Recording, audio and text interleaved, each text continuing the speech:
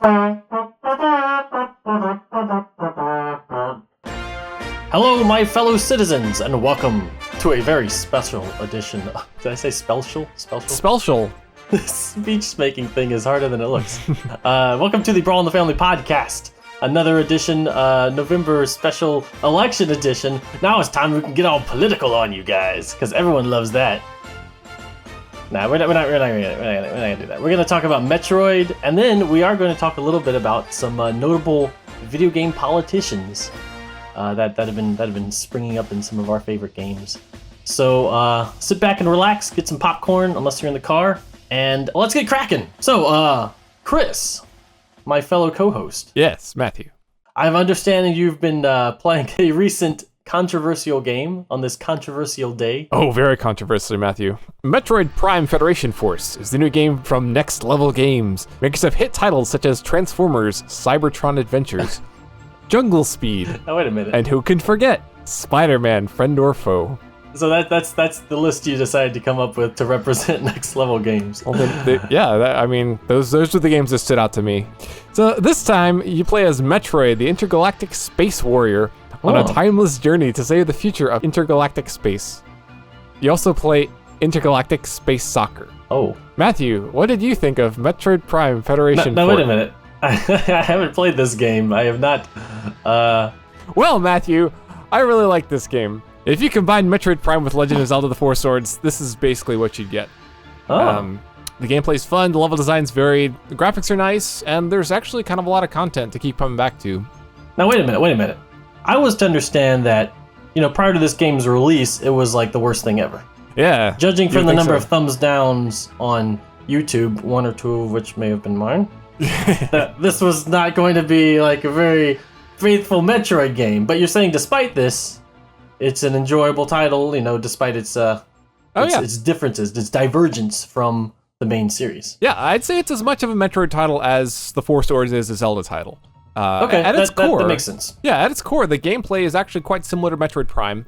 Now, the main thing that is different about this game is that it's not really a game that has much exploration in it. And, I'm really big on exploration in games. I love games that just give me a big area to explore, and rather than shuffling me down like this narrow hallway. Unfortunately, this isn't that kind of game.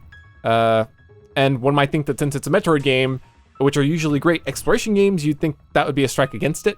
But I don't think it is, because the game was really designed as a multiplayer game, first and foremost. So real quick, can I ask you, have you been able to play both the single and multiplayer modes? Yes. Okay. Yeah, I found that playing it by yourself is kind of lukewarm of an experience. The story's kind of forgettable. There's no characters to speak of. The mission design doesn't really shine that much when you're on your own. Each mission is different, and there's like 22 of them. So it has good variety, even if you're playing by yourself, but a lot of the scenarios are a lot more fun when you have multiple people there, because each player can do something different to try to tackle the different obstacles. And it kind of has that Four Swords charm to it, where, people aren't really doing the right thing all the time, so they're kind of messing up here and there, and it adds that kind of human element to the game that just makes it a lot of fun. Okay, well, cool. So it's a little bit like, would you compare the single player mode though to like Metroid Prime Hunters, or is it a little more like segmented than even that? I'd actually compare it, strangely enough, to Luigi's Mansion Dark Moon.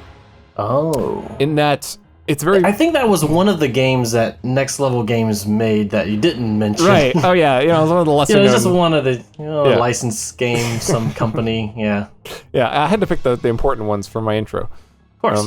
But yeah, they did make that other Luigi's Mansion game, and that game had a similar mission structure, sort of, I would say, to Federation Force, because you had, like, in Luigi's Mansion, that different mansions, and in each mansion you have missions, and the missions send you to, like, a part of the mansion.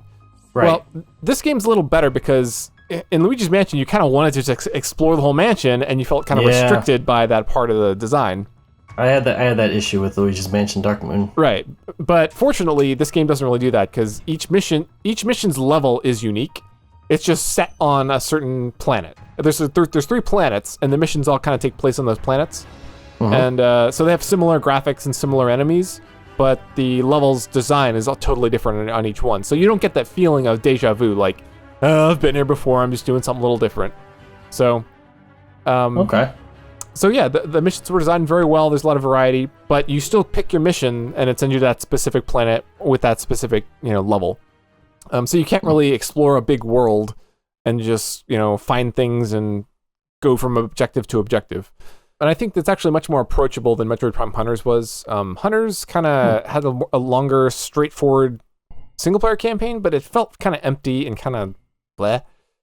Is this like a little bit tighter because of the mission structure? Yeah, I think so. Each mission, it has a scoring mechanic in the game where if you kill enemies in certain ways, you get bonus points, and if you complete certain objectives, you also get bonus points. So it's not the deepest point system in the world, but when you go through on hard mode, it really demands that you perform really well if you want to get all the medals. Okay, I always like medal systems and point systems in games like that. Yeah, I think you would actually enjoy that about this game. Unfortunately, I had hoped the hard mode would add an extra objective or something. It doesn't, so it just kind of makes the enemies harder, and you take more damage. Okay, they dish out and absorb more damage. Pretty much. Okay. Right, and it makes it really hard to get all 3 medals because you have to be pretty much perfect in terms of killing enemies in the right ways. So the multiplayer mode of the game, is that still the same missions as the single player, but now it's rebalanced for 4 players and whatnot? Right, or 2 to 4, I guess. Well, oddly, it seems to be balanced kind of the same. In single player mode, you get so there's these things in the game called mods, which you equip to your character, and they give you various bonuses. And there's one that you can only use in single player mode that gives you double damage, and you take half damage. So it pretty much just gives you a big boost. I see. Can you choose to de-equip it? Yeah, if you want to. Oh, that's kind of cool. But I don't see why you would, because it's really good. Well, I mean, if the game's too easy, or you want a hardcore challenge or something. Yeah, I mean, the game's still pretty challenging on your own because it's pretty much designed as if you're having 2 people play it at all times with that badge. So if you take away that badge, I played 1 mission without it, and I could still beat it, but it's pretty hard. And they have the hard mode, kind of that additionally gives you that challenge. So once you clear the game, you can go back on hard mode, and the game is not really in want of challenge, but multiplayer is really the way to play it. It's kind of like Four Swords in that, you play single player Four Swords, just it's kind of not as good as a regular Zelda game because you don't have the story of the characters. And there's it's kind of a compromise. Yeah. You can do it. It's just it's not obviously not built around this particular way of playing. Yeah, and I actually kind of wish they did a little more of building it around multiplayer than they did, because even in the multiplayer Federation Force, they have a lot of little cutscenes and little things that kind of take you out of it. Whereas if they kind of just ripped that out of the multiplayer, I think that would have been even more fun because it would really let you focus on just the gameplay. But it kind of breaks it up with these little cutscenes and little dialogue boxes and stuff that don't really need to be there. It's not a big deal, but just something I noticed. So have you, I don't know if this is a spoiler or not, but have you run into Samus, famed intergalactic bounty hunter? She does show up. Oh. She becomes kind of a part of the story at the end. They mention her kind of early on, and she looks kind of funny because in the graphics of the game, everything's kind of deformed a little bit. They're kind of squat looking. Yeah, it works well for the game because on the small screen, it helps the big details stand out more. Weak points on enemies, and I don't know. Yeah. I think it works well for the game.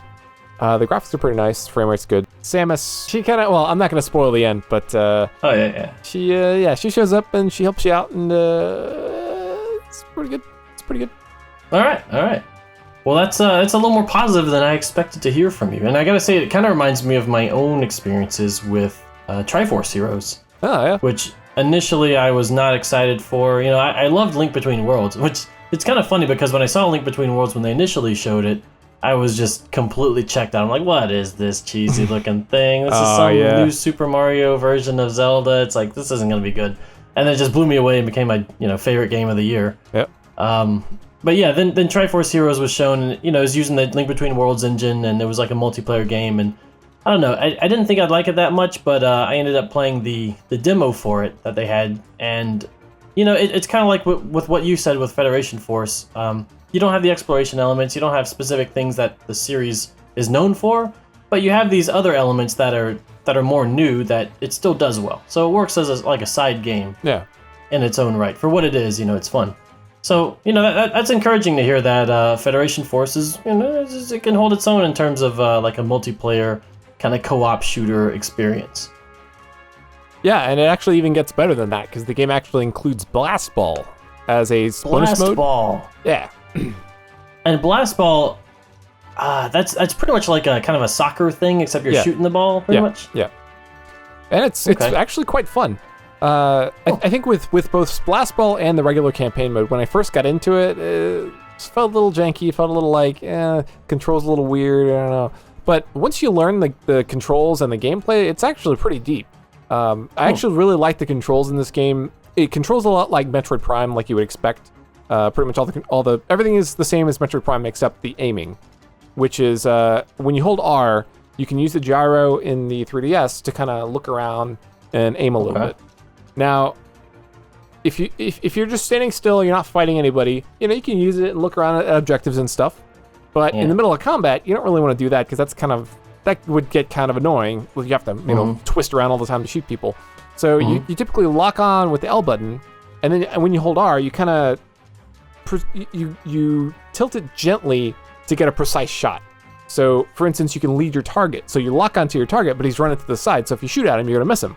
So you hold R and you can kind of tilt it towards him so you can hit him as he's running. Things like that. And there's these flying enemies that are really annoying unless you do it just right, which is where you lock onto them and you can, you gotta shoot their little jetpacks that are hanging above them. So once I learned to do that, I really started enjoying the gameplay a lot more. Takes a little bit of finesse, like you shoot where they're heading, Definitely. And and that is a big part of Blast Ball because the ball in Blast Ball is constantly flying around the stage. And you constantly have to shoot in front of it. You have to predict where it's going to be when you shoot. So you have to decide, well, am I going to be tapping A really fast to shoot my blast really fast, which, kind of tap, tap, tap in one direction? Or am I going to charge it up and try to land a big, charge shot? But then I don't want to miss it because that takes, a few seconds to charge a charge shot. So you got to lead it just right. And not only lead it, but, depending on how high you hit on it or which side you hit it on, it'll go in a different direction. So there's actually a lot of intricacy to your positioning, to how you hit the ball, and also to blocking the ball. So you can use your body to block the ball. If it hits you, it deals damage, and it can actually deal a lot of damage if the enemy team has shot it at you really fast. But you can block it with your body to bounce it back, or you can nudge it to hit it into the goal. And when you lose all your health, you basically just get knocked out for about 7 seconds or something. And then you're back in the game. Sometimes it's worth it to block, a shot going into the goal. Yeah, because even if you die, and your team is shorthanded for a few seconds, it's generally kind of hard to since the ball is not super easy to manipulate. It's pretty likely that the enemy team is they're struggling to get it into the goal, but it's going to keep bouncing around and So it's actually a very replayable mode. It's easy to jump in and make a team. And if someone drops out of the game, it just replaces them with a bot. And the bots work pretty well, so you never really miss anybody. Actually, I think they should have used a system like that for the mission mode multiplayer because it's a little more of a pain to actually get a team for going in the campaign. You have to make a room, you have to wait for people to join, and then people they get impatient and they leave. So that's also like Triforce Heroes. Yeah, if they had just a more organic way of with the Blast Ball, where people can just jump in and have it just going a little more quickly. Do they have bots in? Do they replace them with bots in the multiplayer co-op? Okay, right not. Yeah, also like Triforce Heroes. So if someone leaves mid-game, that's it. Everybody's kicked out. No, actually, I don't think I ever had anyone leave mid-game in the campaign, so I'm not sure what happens there. So maybe. Also, do you have a new 3DS? Do you have the little stick? Nope, I just have the original XL. Oh, okay. Yeah, me too. I was just wondering if if it used the stick, the little nubbin. It does. I've read mixed things about it. I don't think I'd like it as much because I think it's more like the dual analog controls, on a console, which I've never been a fan of, where one stick does the aiming and one stick does the movement. Yeah, okay, I know what you mean. Yeah, so as it is on the regular 3DS, it's like Prime and other Nintendo FPSs, or Yeah. where like up and down, move forward and back, but left and right turn. Turn. Yep. Yeah. That's how I'm used to it. Yep. So I'm used to it that way too. So it worked pretty well for me. Okay. So all in all, this game, would you say would exceeded your expectations a little bit? Yeah. It got a lot of bad press, so I didn't really have high expectations for it. But it's a fun game. I'd recommend it to anyone who's looking for some like fun multiplayer action that's kind of like Zelda Four Swords mixed together with a first-person Metroid. That's if that sounds fun to you, especially if you have like actual friends who are going to play with you regularly and like If you actually have friends. If you actually have friends, it's actually really fun. But if you're just going to play it alone, you don't have access to internet or something, and I don't know how you're listening to us right now, but if you don't, then probably don't want to do that. But yeah, the online works pretty well if you can get a room up. There's not a ton of people playing, unfortunately, from what I saw, so it could take a while sometimes to get people to join your game. I think the last thing I'd say on it, I thought the music was a little disappointing. I guess I've been getting this feeling from Next Level Games for a while, so I looked this up. The same composers worked on Punch-Out!, Luigi's Mansion 2, and Metroid Prime. And I really like the music in Punch-Out!, but I didn't really like the music in the other two. But in all three games, I feel that their music does not vary very much. They kind of like hit one specific theme and they kind of keep going to it. Actually, a lot of Nintendo games kind of do this. This is sort of this could really be its own topic, but there are several Nintendo games, I think, since... the first thing that comes to mind is Super Mario World, but probably even older than that, where they'll take a main theme of the game, and they'll do variations on it. Yeah. So with Super Mario World, for instance, you have the they have that, and then they have the athletic version, diddly ding diddly ding ding ding ding ding ding, and then they have the castle version, boom boom boom boom boom. Right. And then they have the water version, dee dee dee dee dee dee. So they have this recurring theme, and Luigi's Mansion Dark Moon was similar. They had kind of that main new Luigi's Mansion theme, and they just sort of vary it. Punch-Out! Was the same way. They would have the but they had like the French version for Glass Joe, with the doom ding ding ding, and the like the German version, the Russian version. So would you say Federation Force then kind of uses like one theme and like adjusts it, or is it just like the style of the music is all sort of kind of blends together? I think the style of the music blends together. Like I can't even remember a single theme that really stood out from the music right now. The only music that sticks with me is actually the music that got a little irritating, because when you're on the mission select screen and you have to listen to the commander like tell you what you're gonna do, and it's just like bloop, bloop, bloop, bloop, bloop, bloop, bloop, bloop, bloop, bloop, and it's like like that's all you get from it. It's like it's forgettable. There's not a strong melody to it. Well, see, the Metroid series though, it's one of the first game series that focused more on like making an atmospheric sound than always having a strong melody. I think that the first Metroid really did a lot of kind of spooky things with the NES chip. Yeah. And but the thing is, that's kind of how it goes with the series, right? Yeah, but the thing is that worked great for those games that are all about atmosphere and exploration and the environment. This game is really not. This game's about like blasting enemies with your friends, going through these levels, action. It's an action game. So I think it really could have used a more catchy soundtrack, which it just doesn't have. So that's kind of a point against it, I would say. All right. Well, I'd mentioned earlier that this game was, is obviously a controversial thing about E3 and whatnot. But I think a big part of that was because it's been 5 years since we got our last Metroid game. So a lot of folks were like, oh, is this, all that Metroid's going to be doing now? Like multiplayer spin-offs and whatnot. And I wanted to talk a little bit about a game that possibly the only game that got more ire than Federation Force that I can think of for as far as Nintendo games go, and that is Metroid Other M for the Wii. The Wii? Yeah, the Wii in 2010. It was the second Metroid game on the Wii. It came out after Metroid Prime 3 Corruption, so after Retro kind of wrapped up the trilogy, and Yoshio Sakamoto took the reins back, himself, and it was, it's interesting when you look at the history of this series. We're not going to do a full-on like Metroid retrospective, Metroid retrospective, because there's a lot of history there. But long story short, Retro had kind of more of a Western take on Metroid, and Sakamoto wanted to kind of take the reins again and do something to try to make the series appealing to the Japanese fan base a little more. So Other M was kind of a combination of everything. You know, it was like it was in 3D technically, but it had a lot of side-scrolling elements. And a big goal of the game was to make it more story-oriented, focus more on Samus as a character, and obviously it got mixed results. What was it about Other M that made it controversial? Well, people were looking forward to it before it came out. They were excited about, there's going to be some cutscenes. We're going to finally learn more about Samus. And when it came out, there were a few things. If I had to boil it down to one thing, it would really be the characterization of Samus that I think a lot of people took umbrage with. Mm-hmm. Where Samus was, I think a lot of people have their own interpretation of the character. You really just see her as kind of this silent, really powerful, force of nature in these other games. She's eradicating these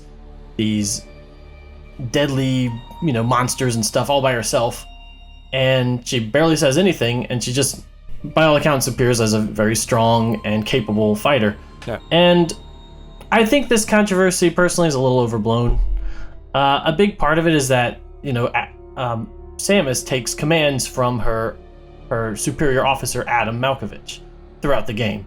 Like he has to allow her to activate her suit powers and stuff because it's story reasons. They're in a floating ship. He doesn't want to breach the hull or whatever with super missiles and whatnot. Anyway, a lot of people claim this was like a kind of a sexist interpretation of the character. But at the same time, there's like a whole team of men that are also taking orders from Adam because he's the commanding officer. Now, a few points get a little silly, and this is where I made a Brawl in the Family comic about, her not being able to activate the Varia suit in the fire area, for instance. But I think by and large, I try not to think about it too much because it just really feels like a gameplay element more than something it's like Adam is actively not letting her activate her Varia suit in this specific situation. It's more of just like, this is how we are doling out the rewards this time. Yeah. Instead of having her lose her powers, your mileage may vary. I didn't really feel that argument was all that strong, but I know that discussing Other M is kind of opening up a can of worms. Overall, my thoughts on the game are, I enjoyed playing through it the first time. I tried to replay it a couple years ago, and the slow beginning kind of turned me off a little bit. But I do think they got a lot right about having Samus in a 3D environment, but also in third person. She's got her agility and her quickness, and just the way you can shoot down stuff, in just kind of a snappy, kind of actiony way. It feels very much true to the spirit of the series. My biggest complaint with the game was that it was too linear. Doors will close after you pass certain sections of the game, never to be reopened. There a lot of the parts of the game that you go through are very linear. Kind of like Fusion, but I think Fusion still let you branch off a little bit more and find more secrets. And there are a lot of invisible walls in a lot of the rooms. There'll be platforms that are kind of low, but it looks like you can roll below them with the ball, but you can't. The ball just hits an invisible wall. And while it's not integral that I roll under this platform here, it feels really limiting. Like I can't get from point A to point B in 6 different ways like I can even in the 2D Metroids. You know? Right. So, all things considered, it was an interesting kind of experiment, but I think it's one of the less popular Metroid games for a reason. Beyond story elements, there were issues with the with the gameplay itself. But you will find people that just hate this game. So it sounds like the difference though is that when Federation Force was announced, people got really upset about it because It seems like it's because Other M was kind of a disappointment to a lot of people. And do you think it's because it was so different from what Metroid had become that it felt like sort of a slap in the face to fans? It was kind of a double whammy. We had gotten Metroid games consistently since Prime until around Other M's release, actually. Yeah. And since then, it had been 5 years, which is pretty long in terms of Metroid, hiati. So when Federation Force was announced, if it was announced alongside, another adventure Metroid game, I don't think anyone would have any problem with that. We'd be like, okay, this is cool. We have our big adventure. and we have this, fun side multiplayer thing. But the fact that it was the only Metroid game announced since Other M, which was not greatly received anyway, a lot of fans were just like, "Oh, this is unacceptable. This is the end of Metroid. Like, this is the future of the series." Which, I mean, I can see how you'd come to that conclusion. I don't know if it's the first place my mind went, but it was not what I wanted from the series after such a long gap. Right. So I think like Triforce Heroes would have had the exact same reaction if there were no Zelda adventures on the horizon, and there hadn't been one since Skyward Sword 5 years ago, Right. Like Skyward Sword came out, and let's say Skyward Sword didn't sell that well or whatever, and nobody knew the future of the Zelda series, like what's gonna happen. And then all of a sudden they bring out Triforce Heroes, it would get pretty much the same reaction. So it's just kind of a combination of things. And that kind of brings me to the other topic I want to talk about today, which is kind of where the series is headed. Where I feel like Nintendo is a little bit unsure how to handle the series from this point on. Not saying like Federation Force or Other M were just complete disasters or whatever, but it's hard to say, like, do they want to do another Metroid Prime game? Because those didn't sell all that well in Japan. Do they want to do another Other M? Because that didn't sell all that well here and didn't get a great reaction. So it's really hard to say, looking at the recent activity, what the future holds for the Metroid series. Which is too bad, because I love that series. I think that they've sent a lot of mixed signals regarding the franchise. I'm not sure whether they thought that the Prime series either wasn't a success or what, because deciding to go in the way they did with Other M, it seems to me that the Metroid Prime series became more and more linear over time. And, I'm such a big exploration guy that kind of bothered me about Prime 3, for example, which is still a very good game, but less exploration than previous Prime games, particularly Prime 1. I didn't beat Prime 2. What would you say? Did Prime 2 have about as much exploration as Prime 1 or kind of less? I wouldn't call it linear. I think it made a few missteps, and it's probably my least favorite of the trilogy, but I actually really like all three Prime games a lot. What happened was, this is my theory. I know the games had diminishing returns in terms of sales. Metroid Prime was like this big hyped up GameCube game, it was like, oh man, this big return to Metroid is kind of controversial, at the time, the first person thing. And a lot of people bought it. So they made a sequel, but less people bought that. So I'm guessing maybe Retro looked at this and kind of thought, maybe Prime 2 was not quite intuitive enough for everyone, and maybe it was a little too hardcore. So they, for Prime 3, they made it a little more cinematic, they made it a little more linear. And I really like Prime 3 because I feel like there's fairly little downtime. It feels like you're kind of going from one thing to the other, and they still have an element of exploration, even though it's more linear. But I think that's why they kind of made it that way for the Wii, which is, also an all-inclusive kind of system. Yeah. But I think after that, it didn't sell gangbusters or anything, and the series especially was not particularly well received in Japan. Mostly because I guess it felt too Western to them. But I think that's a big part of why they moved on to Other M. Yeah, that was Metroid Prime came out around the time of Halo, and that was taking the industry by storm. And I got the impression at some point that they were trying to mimic the Halo series' FPS success. Like they had that multiplayer mode in Prime 2 that was kind of tacked on. I don't know, it wasn't really that great. Prime 2's multiplayer. That I forgot about that. I had some fun with it every now and then. Okay. It just it wasn't. It's a little weird. It was a little quirky. It's kind of a quirky mode. I think my overall feeling was that they kept trying to make Prime more of a mainstream shooter, but never really getting there, which just felt weird. I think that kind of applies more to Prime 3 because it kind of had, like, you started off in this big ship and there's like a bunch of guys in suits all around you and they're saying stuff, hey Samus, how you doing? And they got like this colonel that you meet and he's like, we gotta go down to this planet and save the world, and it's like, this is a little weird for a Metroid game having this dialogue, but after you get past the first hour or two, Samus goes off on her own and then it kind of becomes more Metroid-y. But I definitely, I know what you mean about the kind of making it a little more mainstream. I think that especially applies to Prime 3 though, because Prime 2 might be the most difficult game in the series, all things considered. It's tough. Well, I think that's a reasonable concern for them to have. I think, for a mainline series of their whole company, you want people to be able to play it and get into it and like it. Yeah. And if it's not selling to, whole swaths of the population, then there's a problem. So I think I can totally get behind making changes. Yeah. But I don't think Other M was the right way to go. I think, then again, I haven't played the game. Just going off what I've read and seen and, heard you say. I think they had some good gameplay ideas. From how you described the gameplay, that sounds pretty good to me. In terms of the main, how you control or going through the environments. But I don't see why they wouldn't have a little more openness to it, a little more exploration, less invisible walls. Yeah. It was pretty cutscene heavy as well. I mean, there was a mode that you'd unlock after you beat the game where it's all the cutscenes in a row. Jeez. And it was like an hour and a half. Wow. It's way more cutscenes than all the other Metroid games combined.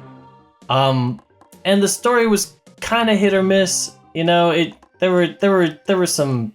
Most people would say it was mostly miss. But yeah, I guess I feel like Nintendo's not quite sure yet what to do with Metroid, because they can make a critical darling like Metroid Prime, but then it doesn't sell well to Japan, and sells okay in America, but gradually it's got to compete with like Call of Duty.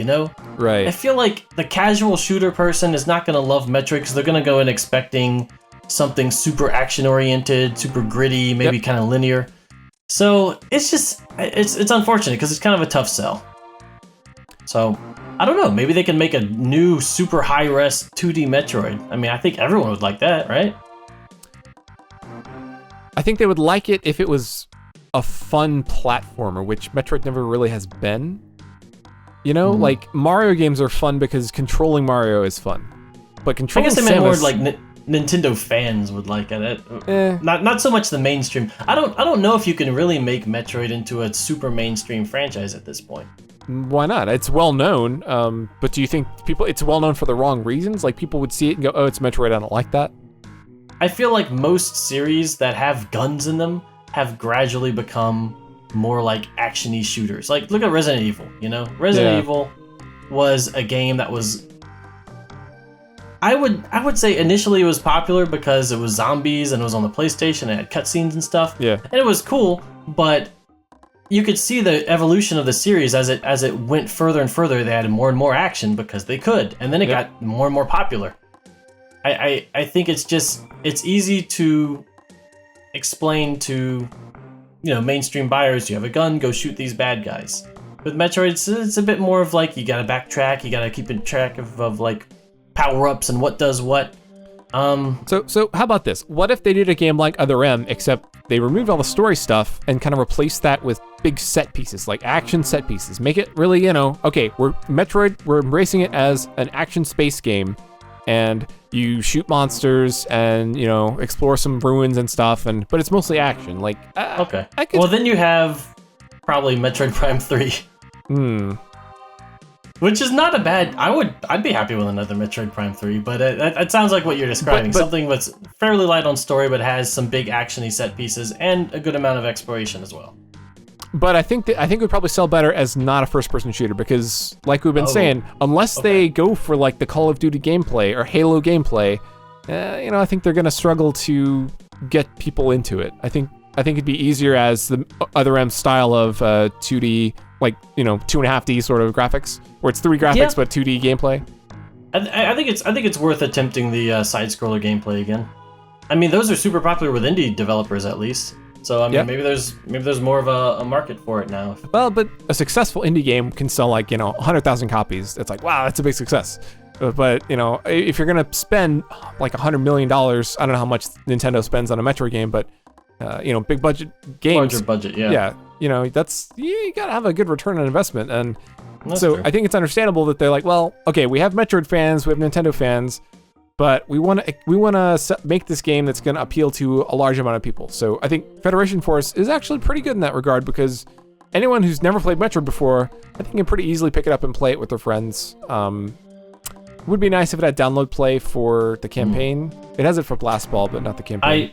I did. I remember Ryan came over and brought Federation Force, so I did play a couple games of Blast Ball with him. Oh, yeah. I think he was just using me because he wanted to get some medal, like you get from playing Blast Ball multiplayer or something. But oh well, that's how it goes. Nintendo hasn't said anything about what they're doing in the future with Metroid, and it sounds like the sales haven't been great for Federation Force, so my prediction would be that they're gonna take a pass on Metroid for a while, and we're not gonna see a new game, unfortunately. Although Federation Force does do some story things to kind of look toward another game, so I don't know. Okay. I mean, maybe we're looking at some sort of. They've actually been doing things with the hunters from Metroid Prime Hunters, which I actually liked. There was like a new cast of characters basically that were all these hunters that were going out to different things, and you kind of track them down. And multiplayer is pretty fun because they had all these different abilities. Actually, the 100% ending in Metroid Prime 3 actually has a cameo from one of the hunters.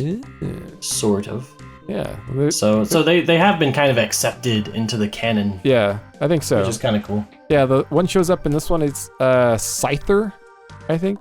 Scyther's a Pokemon, Chris. That's pretty Scyther! The flying mantis shows up in Metroid. Did you sh- shoot it? It looks like something you might shoot in Metroid. You can't shoot it, unfortunately. Scyther. Yeah. No, Psylux, I think is what you're thinking of, right? Okay. Psylux. There we go. Psyduck. Yep. Or that or Psyduck.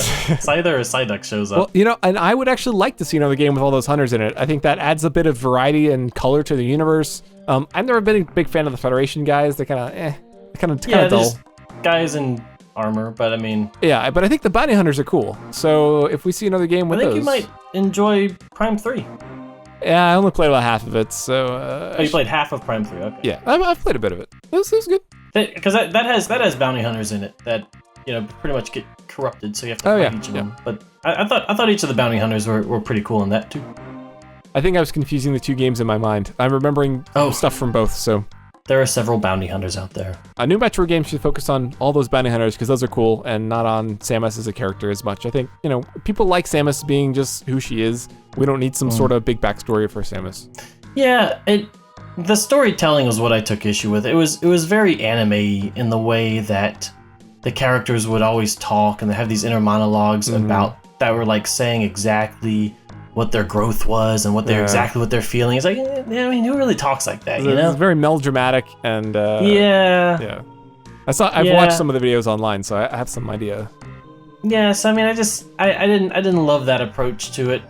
Yeah. Fusion was a decent amount of growth for Samus already. She had dialogue in that and everything, and it was fine.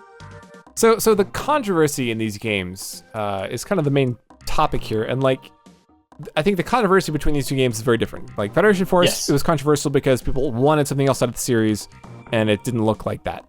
But Other M was controversial because when it came out, it sucked. Okay, that's one way to do it. They had opposite reveals. Other M was the big finale for E3. I want to say 2012 or something. 2013. No, wait, not 2012. It came out in 2010. 2009, I guess. Let me jump back. Probably 2009 or 2008. It was the big finish for that. Everyone was like, whoa, look at this crazy looking Metroid game. Yeah. And Federation Force, of course, had the most maligned, vicious, acidic reaction to a Nintendo reveal since Wind Waker. Yeah. Which was 2001, I think. Yeah. So, I mean, maybe 2000 even. So that's a long time. I mean, we know how emotional, all of us Nintendo fans are. So that's saying something. Mm-hmm. But yeah, like you said, Other M when it came out, people were more disappointed. When Federation Force came out, it just seemed like a lot of people had already made up their minds. Yeah, which is too bad because, like I was saying, it's actually a pretty good game. Yeah, and I think Other M kind of gets a little bit of a bad rap. Really? It's got some serious ire online, some serious ire. I think it's all right. It's not that bad, you guys. Come on, it's not that bad. Come on. I don't know. It's like a 7-ish, 7 point something. Okay. 7 point somethings don't make me mad. Although I guess if if Breath of the Wild came out and it was a 7 point something, I'd probably be pretty ticked. So I'd say Wind Waker is another example of a game that has similar level of controversy to Federation Force. Like you said, a lot of people got upset when it was announced. Man, that was nuclear when that was announced. That was insane. I've never seen anything like that in my life. But most games, most sequels are usually pretty similar to what the developers think the fans want. You have one big game come out and it's a big success. The developers are going to say, "Whoa, let's make that again." I think innovation is the risk. When fans are already expecting one specific thing and you innovate, well, that's kind of tricky. It's tricky to not tick off fans who want a certain thing. Yeah, it's a balancing act. Yeah. But I mean, I got to give props to to Other M and to Federation Force for taking risks. You know, even if not everything panned out. Yeah. Like, I mean, Other M, I didn't even go into detail about the gameplay. Like, it's really quirky. Like, to fire missiles, you do it in first-person perspective, but you press a button and then it switches to that perspective, and then you got to aim at the enemy, you know, while being attacked. Yeah. So it's like this risky move, and it's just like, this is really unusual. You know, I don't see this kind of gameplay very often. So, and I mean, Federation Force, you know, it's a multiplayer-centric Metroid game. That alone is pretty great. Pretty great. Sounds good. Hey, it's election day, you guys. Are you listening to our podcast instead of voting? If you are of voting age, you should go vote, because that is a good thing to do. Vote for whoever the heck you want. All right, we're gonna talk a little bit about some politicians in games in the celebration of the season that everyone seems to be celebrating. I go down the street, everyone's so excited about this election, Chris. Yeah, man, the goodwill coming out of all the people in America. It's like Christmas. It's like it's been Christmas for months. Yeah, it's really a special time. So we just wanted to commemorate that with discussing all the great and memorable politicians from video games throughout history. That's right. I got to start with Mr. B.H. Perkle from Earthbound, just because he's such a standard, typical, like, Simpsons-ish parody of a politician. He says, basically, he sits behind his desk, and Ness comes in, and he's like, hey, there's a problem with the local gang. Can you go take care of it, kid? So Ness goes, beats up the sharks, and then Mayor B.H. Perkle's like, okay, good job, you know, have this key to the shack and go investigate that weird spot. And then he says, however, if you encounter a dangerous situation, please don't ask me to take any responsibility. I'll be able to avoid any responsibility, right? And then it gives you like a yes/no prompt. And if you say no, you know, he's like, okay, never mind then. So I thought that was a nice little touch. The mayor of Onett. He's even got billboards around the town, you know, talking about the don't break the wind of. Hang on, there's some break the wind joke in there. It's like break the winds of change or something. So Chris, are there any politicians that stand out to you in video games? Well, most of the politicians that I can think of are actually royalty. Oh, that's true. Does that count? I guess that counts. The interesting thing about that is that we have a lot of medieval fiction throughout history, not just in games, but in books and TV and stuff, where we have these royal figures that are portrayed in very stark terms. Either they're like, you know, benevolent and really like good and doing everything they can for the people, or they're like super evil and tyrannical and like really over the top. And I think the interesting thing about that, like, why don't we ever see that with democratically elected leaders? You know, we don't see like, you know, when we have fiction that has elected leaders, it'll be something like House of Cards, where you just get these like this corruption and like really secretive evil, but it's like covered up by, you know, good things. And there's a little bit of nuance there. It's not like the kings in like Fire Emblem that are like, I'm going to conquer the world with a fire emblem. Yeah. You know? Yeah, because if they were elected, they just lose the next election, probably. Yeah, nobody would, yeah. But I mean, it's a monarchy. You don't really elect them. I think it's easier to romanticize about royalty because they in stories and stuff, they often are these idealized visions of humanity where like princesses and queens and kings are like, they're noble and they're special and they have all these positive qualities that we attribute to them in these like imaginary versions of them, which worked really well, I'm sure, for actual royalty, because the people then are like, oh yeah, the king, they have our best interest in heart. They're really good, you know. And but then because if you disagreed, you'd probably get killed or something, you know. That's right. So I feel like games have relied on that also because it's a little safer than if you do something with like a president or I don't know, something more modern. There's more chance of it being political, and you know, if you get politically, I don't know, people get sensitive about politics, and people might project like this. Oh, is this supposed to be this president? Is this supposed to be this candidate? Kind of thing. Yeah. Yeah, and I think I wouldn't consider royals to be politicians because generally speaking, they don't have to worry about politics. Like if you're a king in a video game or I don't know, some story, there's probably no part of the story that has anything to do with politics. It's just you're the ruler and everyone else, follows you. Yeah, that's true. So I actually struggle to think of any standout politicians in games. What about some notable royalty characters? Well, any come to mind? Yeah, I liked the Chancellor in Chrono Trigger, even though he wasn't technically the Chancellor. He was Wait, like, so the monster version of the Chancellor? yeah. I Yeah, like he was the guy that was always like eyeing the throne the whole time, like, oh, I'm gonna be sitting there soon. Yep. Yeah, Yakra was his name. That guy was a punk, and he throws you in jail. I know, what a jerk. Even What a jerk. Yeah, even if you win the trial, he's like, he tells the jailer, yeah, this guy's gonna get executed, and you're like, Yeah. what? You know, side note, I really like the jail sequence in Chrono Trigger. Yeah. But the one thing that's always bothered me about that is that it's not like you can affect the outcome, you know? Yeah. It's kind of either way you're gonna end up in jail. Like, it'd be nice if there was some level of agency besides, like, I think you get like an ether or something if like someone leaves you an ether if you're innocent. But I always wish there was like some other scenario that popped up. I agree. Considering the game is so good about having like all the multiple endings and all the different like branching things elsewhere in the game, it would have been really cool if they'd done that with that. I agree. Yeah, just a little bit of a cheat, a little bit of a cheat after a really cool sequence. True. And there's also King Edgar. He's a good king. Oh yeah.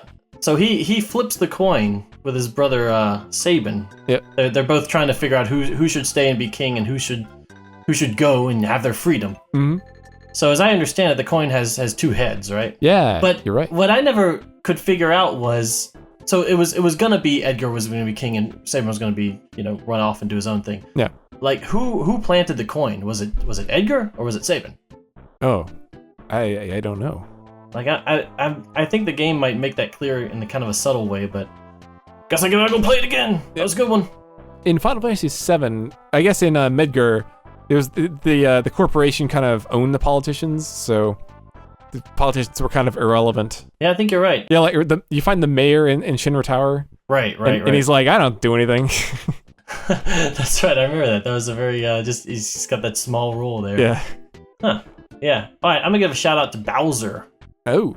He's your benevolent king. Well, he's kind of the evil king, but as I find as the games go on, they kind of like to give Bowser a little bit more depth. Like in the Mario and Luigi games, you can see also, well, pretty much all the Mario RPGs, you can see that his minions are actually very loyal to him. They all they really respect him. They're not really grumbling about having to go after Mario and stuff. They're like, oh man, it's Bowser. Hey man, how you doing?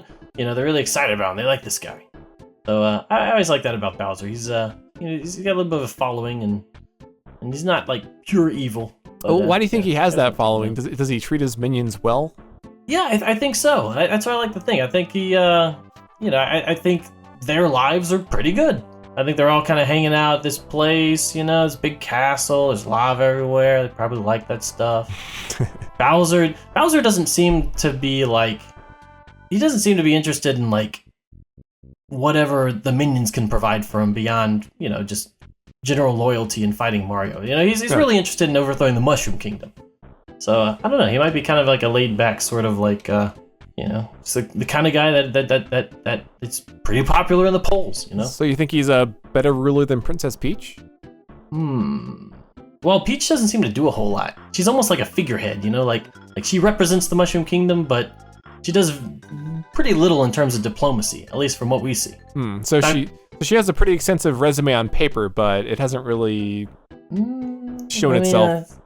Can't really, looking for the evidence here, but it's like, it doesn't really. I mean, I guess the Mushroom Kingdom's doing fine for itself, but they could probably use better, like, security or something, right? Yeah. Like, pretty much two guys are keeping the entire kingdom safe. Now, Zelda, I think, is a pretty good diplomat. She's made some deals. She's actually very selfless. She's willing to sacrifice herself for her kingdom. One last actual politician I want to bring up is Mike Hager. Oh yeah. Final Fight. This guy's pretty cool. He's the mayor, but he's also like a wrestler or something. He's a former wrestler. He's a former wrestler. Yeah. Okay. So when these thugs show up, he just hits the streets himself and cleans up crime with his own two fists. Yeah, I think we could use another game with Mike Hager. I think we could use another politician like Mike Hager. Oh yeah. I think he's a cool guy. I think he's a bad dude. He is. Oh, and that reminds me, in Bad Dudes, you can be a bad enough dude to rescue the president, who apparently, I think you said he looks like an off-model Reagan. Yeah.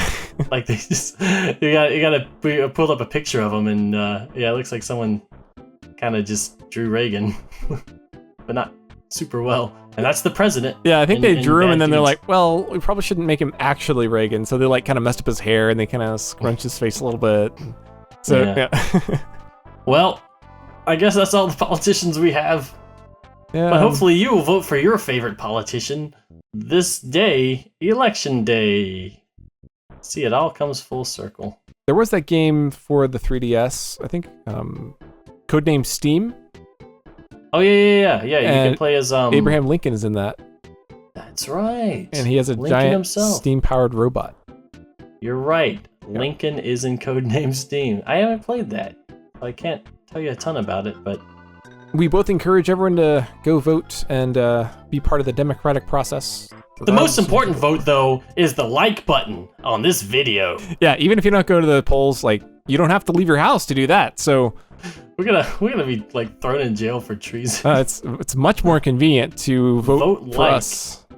Vote for us. Yep. Oh man, that's great. That's great. We're jerks. All right, Chris, is there anything else we need to go over? Well, there's one more thing I wanted to discuss. I don't know if we want to put this in the podcast or not, but a few days ago, you sent me a message and you said that Garfield was actually pretty good. Garfield's actually pretty good. Wait, you're standing by that? I'm standing by it, buddy. Okay, that's my political platform. I need to hear your reasoning for that. Garfield, he's so fat and funny all the time, and John is such a nerd, and Nermal is so cute. And Garfield gets a bad rap because everyone's like, oh, Garfield, they sell plushes. But you know what? Everyone besides Calvin and Hobbes sells plushes. Calvin and Hobbes is the best comic ever, and you can't compare every comic to Calvin and Hobbes. But if you compare Garfield to like Wizard of Id, Garfield's way better than Wizard of Id. Wizard of Id just has a king that doesn't like his people. It's the same thing. But Garfield's funny. He goes on diets and he doesn't like them. And he doesn't like Mondays. And he doesn't have a job, but he doesn't like Mondays. And he loves lasagna so much. And he kicks Odie off the table, and it's great. So I don't want to hear any more of your talk about Garfield, because Garfield is the best comic in the funnies, besides Peanuts and Calvin and Hobbes and Slylock Fox and Sherman's Lagoon and not Wizard of Id. It's better than Wizard of Id.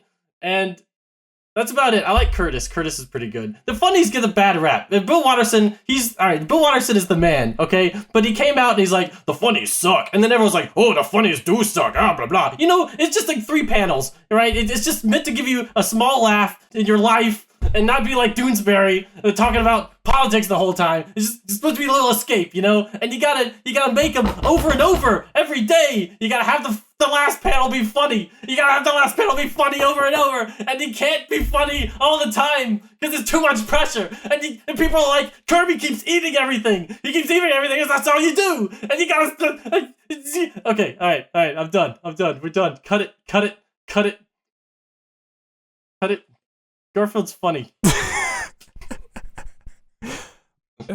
You've convinced me, Matthew. I convinced you that Garfield's funny. It's good. It's a good comic. I'm not going to argue against that. All right, that's good. Hey, can I do Trump real quick? Yes, you've earned it. Our policies are a disaster. It's going to be terrific with me as president. It's going to be fantastic. You know, it's unbelievable how the media will slam me. You really gotta grab life by. Right, I'm gonna stop. You make America. Wait, I can't do it anymore. Garfield is terrific. It's fantastic. I can really relate to Garfield. I hate Mondays. Nobody hates Mondays more than me. Nobody kicks dogs better than I do. It's terrific. I think Trump likes Garfield. I would guess if you made me guess, does Trump like Garfield? Yes or no? I would lean towards okay. Trump likes Garfield. That's an educated guess. Yeah, that's what I lean towards. Reasonable. All right, let's wrap it up. Wow. Well, that was quite a podcast there. Wizard of Id. You ever read Wizard of Id? Yeah, I have. It's not very good. Neither is BC. They're both. BC has some Christian overtones. Well, they're both by the same guy, I think. Right? Are they really? Yeah, I think so. Huh? Maybe they have like the same art style. I don't actually have strong feelings towards Wizard of Id. I think all the comics are fine. they're not particularly great, but it's like it's something to look at. Some pun you can get. Foxtrot's pretty good. I should have mentioned Foxtrot. I think Foxtrot's one of the better comics. Yeah, Foxtrot was good, but it's only been a weekly now, right? Yeah, just Sundays. Yeah. All right. Well, everybody's home now, so I gotta get going. All right. Well, thanks for everyone for tuning in. Be sure to like us or subscribe us if you like it. Be sure to like the channel, subscribe to the channel. Like the channel. It's gonna be terrific. It's tremendous. There's 2 Trumps. This is terrific. This is unbelievable. It's the best channel in the history of channels. Making Brawl in the Family great again.